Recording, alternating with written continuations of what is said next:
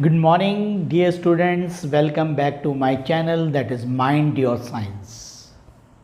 आप केमिस्ट्री के लेक्चर्स देख रहे हैं मेरे साथ और मैं चंद्र प्रकाश। हम केमिस्ट्री के जो पार्ट्स में अभी पढ़ रहे हैं वो that is the electrochemistry unit number 3 of class +2। और जैसा कि हमारा जो टॉपिक चल रहा है that is you know about commercial cells चल रहा है।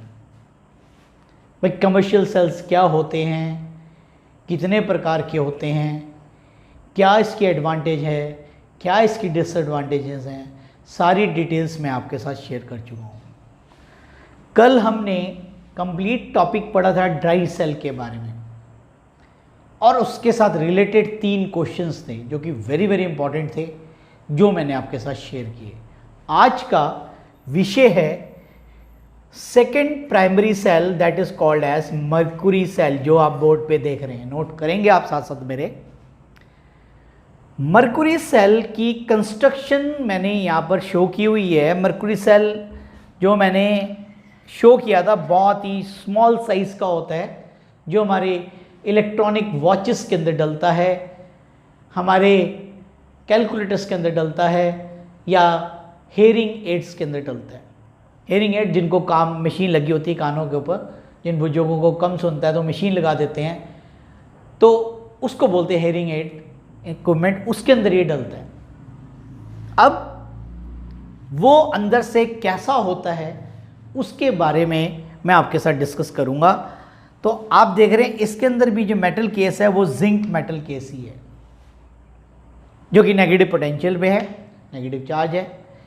सेंटर पार्ट में ग्रेफाइट रॉड लगाई हुई है जो कि एज ए कैथोड काम करती है और इसके ऊपर है पॉजिटिव चार्ज। इसके बाद it is immerse in mercury oxide, तभी इसका सेल का नाम पड़ा मर्क्यूरी सेल। और इसके अंदर जो इलेक्ट्रोलाइट यूज किया गया है वो क्या है, पोटेशियम हाइड्रो ऑक्साइड। तो डियर स्टूडेंट्स, आप इसकी मेन पॉइंट्स देखेंगे। Zinc metal case act as an anode, graphite rod containing mercury oxide act as cathode, it contains the electrolyte named as KOH। तो ये था आज का स्टार्टिंग आर्टिकल जो हम पढ़ रहे हैं, कंस्ट्रक्शन ऑफ मर्क्यूरी सेल, जो आपको बिल्कुल क्लियर समझ आ गया होगा क्या है, और ये आप ड्रॉ कर लेंगे। इतनी देर में मैं आपके साथ इसकी वर्किंग शेयर कर देता हूँ और फिर मैं इसके यूजेस बताऊंगा आपको। Now will discuss the working of mercury cell.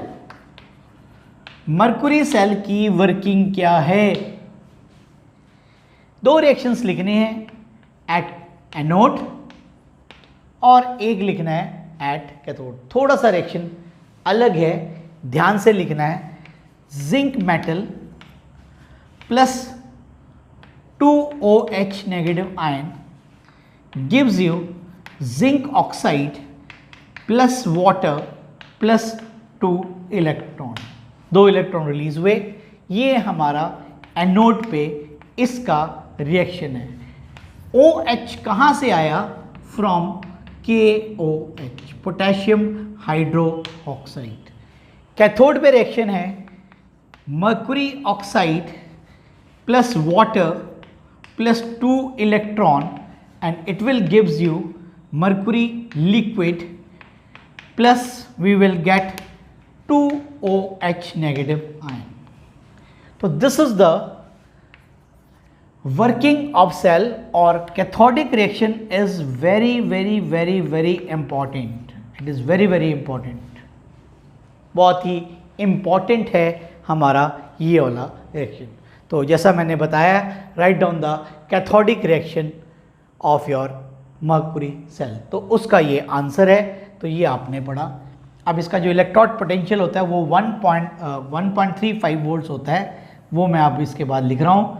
Electrode potential maximum voltage कितना ड्रॉ कर सकते हैं? 1.35। It's electrode potential is 1.35 volts. इसमें से 1.35 वोल्ट्स इस ड्रॉ कर सकते हैं। Next is uses of mercury cell. Mercury cell के uses, it is use in the calculators, wrist watches, electronic watches जो भी होती हैं। Then we have in hearing aid equipment.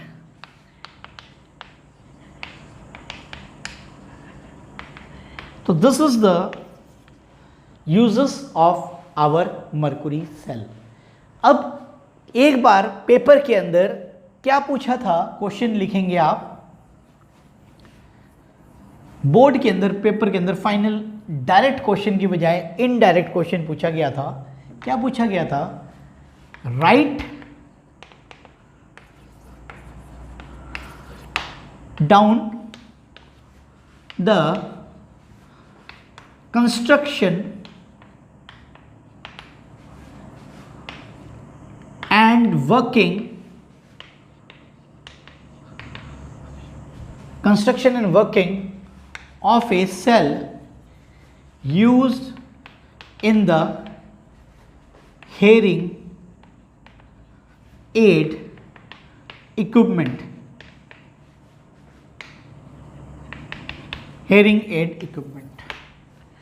तो क्वेश्चन मर्कुरी सेल ना पूछते हुए इसने बोर्ड के एग्जाम में इस क्वेश्चन को थोड़ा सा चेंज करके पूछा था, यूज से पूछा था। तो इसलिए मैं कहता हूं कि यूजेस भी पढ़ने बहुत इंपॉर्टेंट होते हैं। कई बार यूजेस से क्वेश्चन बना देता है। तो ये था कंप्लीट आर्टिकल, आज का पहला topic, that is the mercury cell, जो कि आपको अच्छी तरह समझ आ गया होगा। Now we'll discuss about the secondary cell.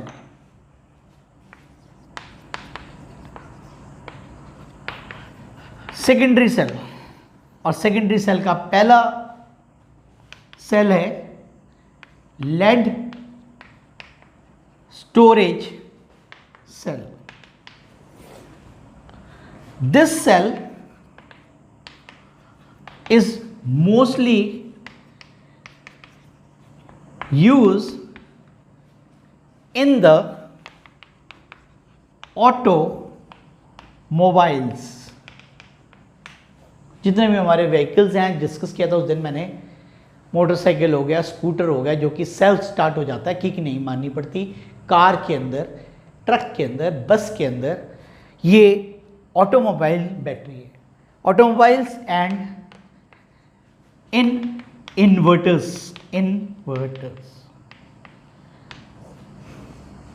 So this is the most common cell is used in automobiles and battery, inverter battery।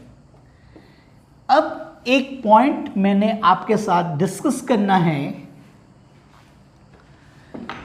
एक तो बोलते हैं सेल और एक होता है बैटरी।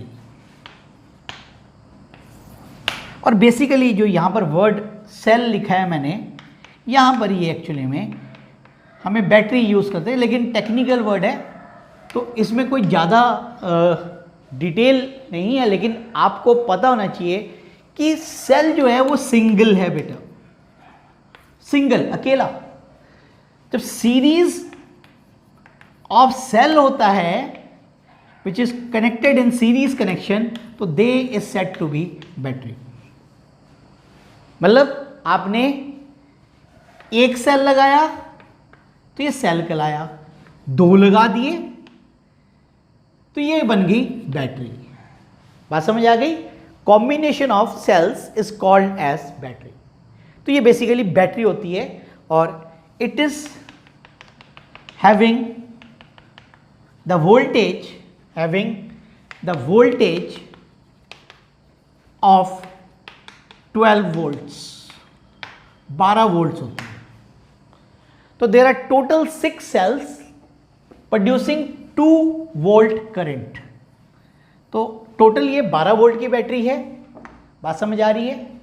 तो it contains 6 cells with 2 volt current each, 2 volt current each। तो आपको समझ आ गया कि इसके अंदर 6 सेलों का कॉम्बिनेशन है, 2-2 वोल्ट इसमें से बैटरी का करंट निकलता है। तो इसलिए कितने वोल्ट की बैटरी है? 12 वोल्ट की बैटरी। तो ये तो सबसे पहले इसकी इंट्रोडक्शन दी आपको कि ये जो लेड स्टोरेज सेल है उसको कहाँ पर प्रयोग करते हैं, कैसा होता है, क्या उसमें फ़र्क है, सेल की जगह ये बैटरी क्यों है, इसको बैटरी क्यों कहा जाता है। और सेकेंडरी तो तुम्हें पता है जिसका रिडॉक्स रिएक्शन कई बार होता है, तो उसे हम क्या बोलते हैं? Secondary cell. अब हमने इसका मोस्ट इंपॉर्टेंट पार्ट कवर करना है, that is construction and working of lead storage cell.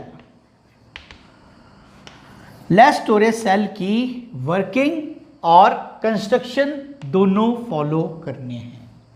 तो मैं अब आपके सामने बहुत ही बढ़िया ढंग से डायग्राम समझाऊंगा, तो आपने मेरे साथ डायग्राम को बना लेना है और आपको बिल्कुल क्लियरिटी आ जाएगी। तो ये इसलिए बोर्ड्स को रब कर रहा हूँ कि आपको बढ़िया सा डायग्राम दिखे, यानी कि मैं छोटा सा बना दूँ, आपको समझ ही ना आए। तो इसलिए मैं पूरे फुल स्केप के ऊपर आपके डायग्राम बना रहा हूँ। आपने अपने हिसाब से इसको कॉपी पे छोटा ही ड्रॉ कर लेना। ये मैंने बैटरी का आउटर केस लिया है, जो बड़ी बैटरी आपके पास होता है, बैटरा जिसे बोल देते हैं देसी भाषा में, ये वो मैं बना रहा हूँ। तो ये पता ही है ये रबड़ केस है जिसके अंदर एसिड प्रूफ है क्योंकि तेजाब होता है इसके अंदर, और इसके अंदर पार्टीशन होती है जो कि अगर आप ऊपर से ओपन करके देखेंगे तो इसमें तो 3 ही दिखेंगे आपको पार्टीशंस, क्योंकि ये मैं 2 डायमेंशनल प्लेन के ऊपर बना रहा हूँ। एक्चुअली में इसके पीछे एक और कंपार्टमेंट है, उसमें भी 3 है, तो 3 + 3 6 सेल्स इसके अंदर है।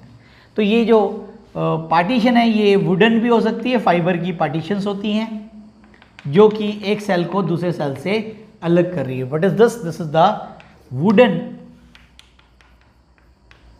और फाइबर पार्टीशन। इसमें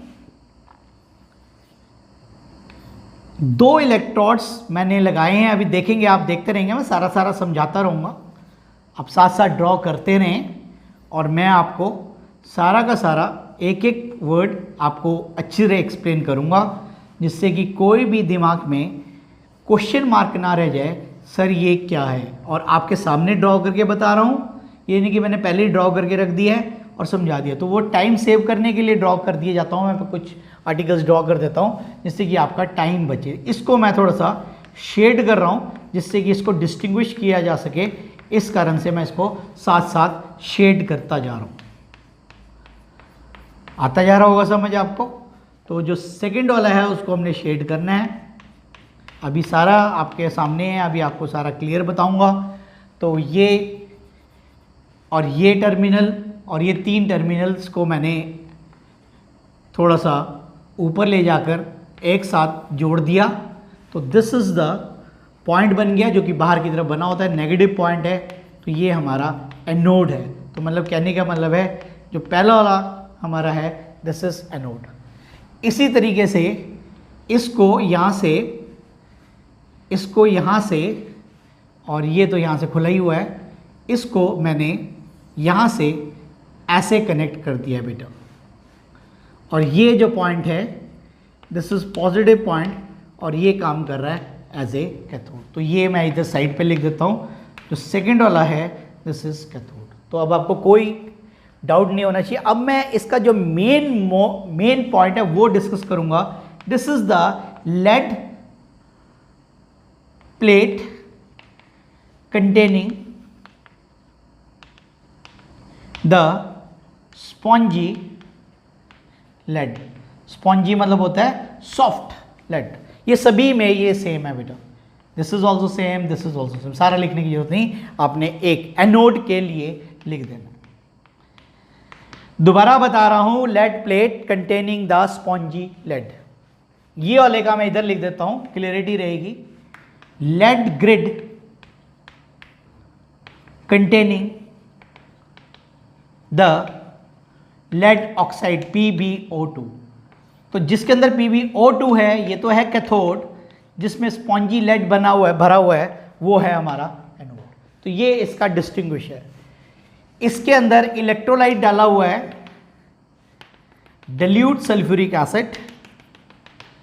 तो अब आपको पूरा जो सेल डायग्राम है, पूरे फुल स्केप के ऊपर आपको मैंने पूरा का पूरा एक्सप्लेन कर दिया, जिससे कि आपको कहीं से कोई डाउट ना रहे। व्हाट इज दिस, क्या फिल किया है मैंने अभी आपके सामने, it is the dilute sulphuric acid.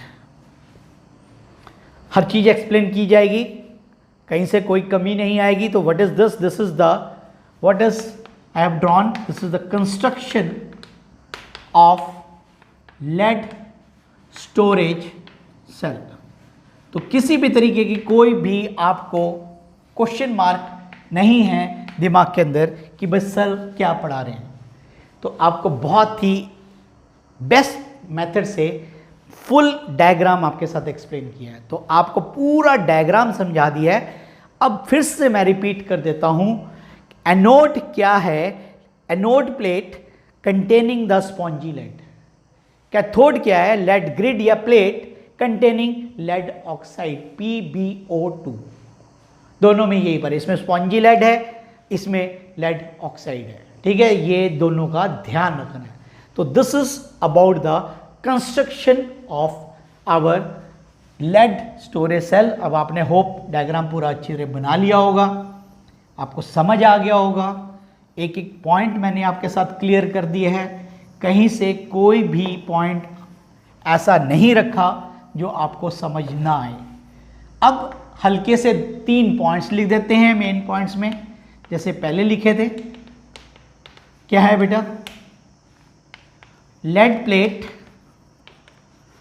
Containing the spongy lead act as an anode. Second, lead grid और plate containing the lead oxide act as a cathode। तीसरा, it contains the electrolytic solution that is dilute what H2SO4। तो this is the construction of your lead storage cell. थोड़ा सा बड़ा जरूर है, पहले सेलों के मुकाबले में थोड़ा सा बड़ा आर्टिकल है, लेकिन अब अगर आपको डायग्राम अच्छे से कॉन्फिडेंस से बना लेते हैं तो कंस्ट्रक्शन के पार्ट में आपको अगर ये पॉइंट्स नहीं भी लिखते हैं पेपर के अंदर तो आपको एग्जामिनर पूरे बटा पूरे नंबर दे देता है, ठीक है। लेकिन बात सारी पता होनी चाहिए। अब हम इसकी वर्किंग पढ़ेंगे बेटा। अब वर्किंग भी 2 प्रकार से करेगा, ये क्यों करेगा मैं बताता हूं। Working of lead storage cell. Working of lead storage cell. Lead storage cell की वर्किंग कैसे है ये आपने अभी आपके साथ डिस्कस किया जाएगा। सबसे पहले है व्हाइल डिस्चार्जिंग।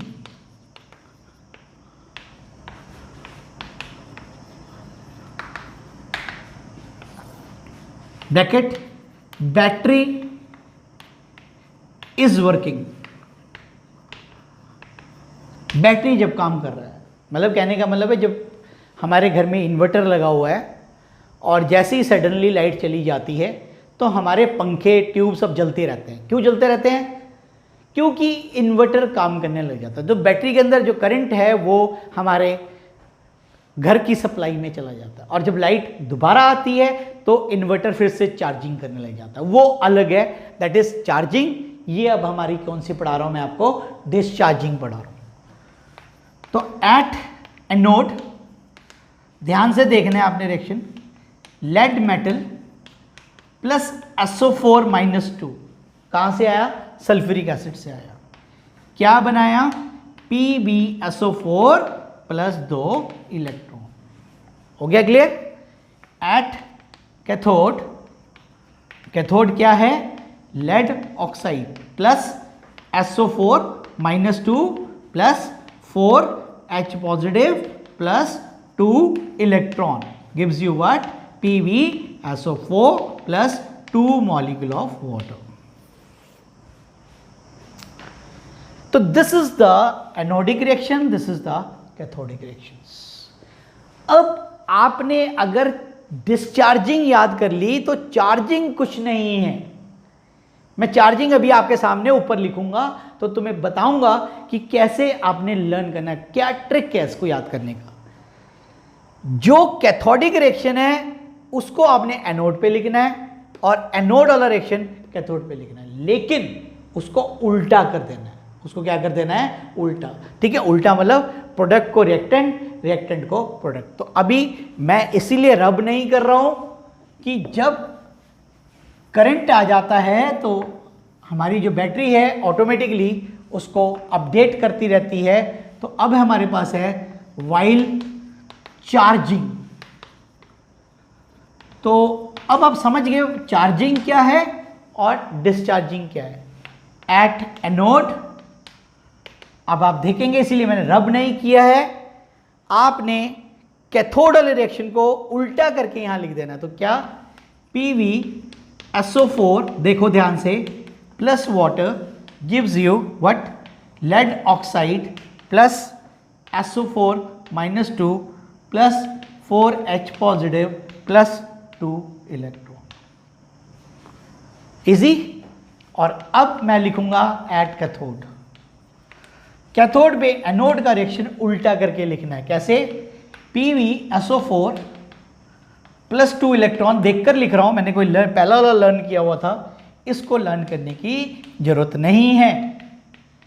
तो ये हमारा दोनों काम चल गया। तो ये था चार्जिंग, डिस्चार्जिंग, और ये क्या है? चार्जिंग।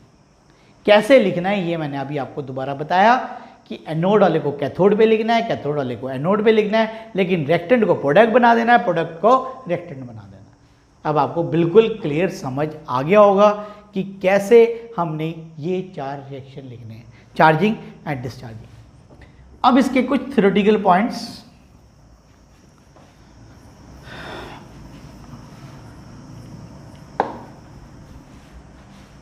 ड्यूरिंग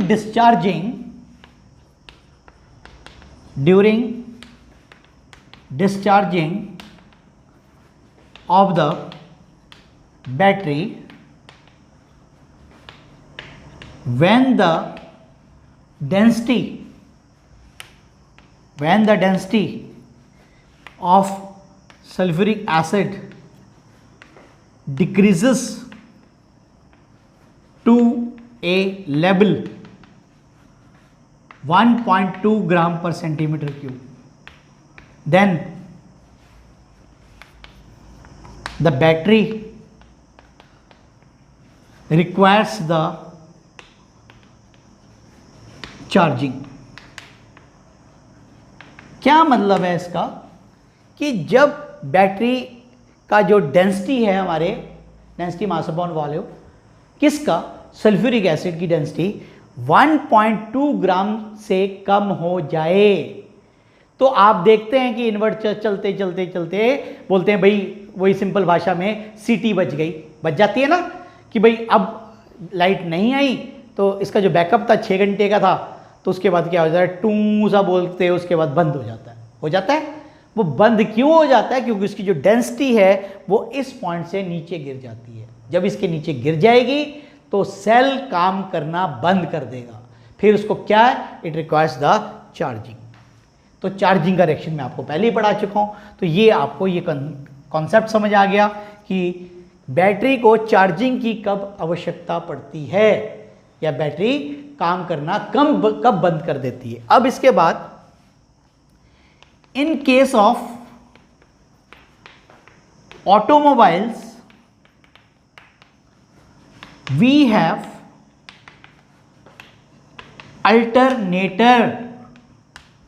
अल्टरनेटर लगा होता है। Alternator, we have alternator which charge the battery, घरों में तो बिजली आने के बाद चार्जिंग हो जाती है, तो गाड़ी के अंदर कोई हम सॉकेट नहीं लगाते। गाड़ी के अंदर एक अल्टरनेटर लगा होता है जो कि मोशन के कारण, डायनामो के कारण करंट प्रोड्यूस करता है और करंट से हमारी बैटरी क्या हो जाती है? चार्ज हो जाती है। तो ये मैंने इसके लिए बताया, ये पॉइंट भी आपको पता लग गया।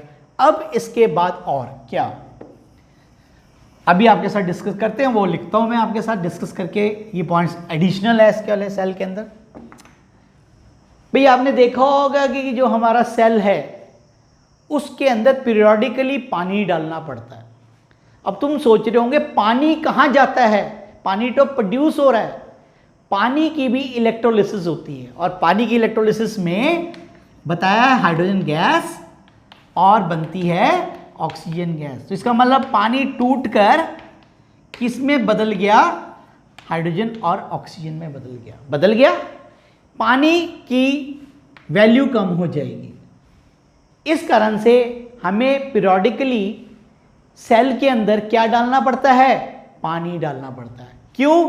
क्योंकि अब पता लग गया आपको कि जब सेल वर्किंग करता है उसकी पानी की भी इलेक्ट्रोलिसिस होती है और पानी की इलेक्ट्रोलिसिस से हाइड्रोजन और ऑक्सीजन गैस बनकर एटमॉस्फेयर में चली जाती है। तो आपने देखा होगा जो ऊपर के इसके ढक्कन हैं, जो इसके कवर्स बने हुए हैं, ऐसे होती है ऊपर से। अगर हम बैटरी को ऊपर से देखें ऐसे ही होता है।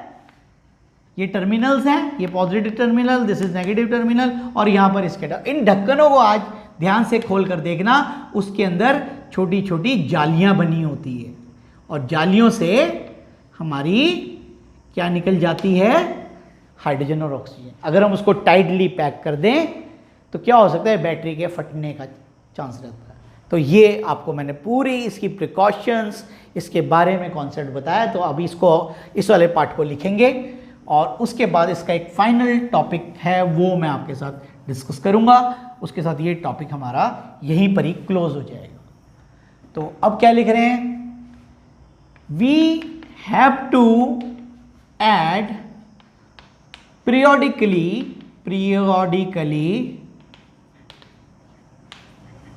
water into the battery. Periodically battery water add करना in the battery. It is due to the reason that during the cell reaction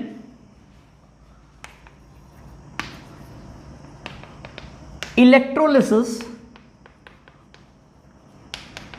of water takes place. पानी की इलेक्ट्रोलिसिस हो जाती है।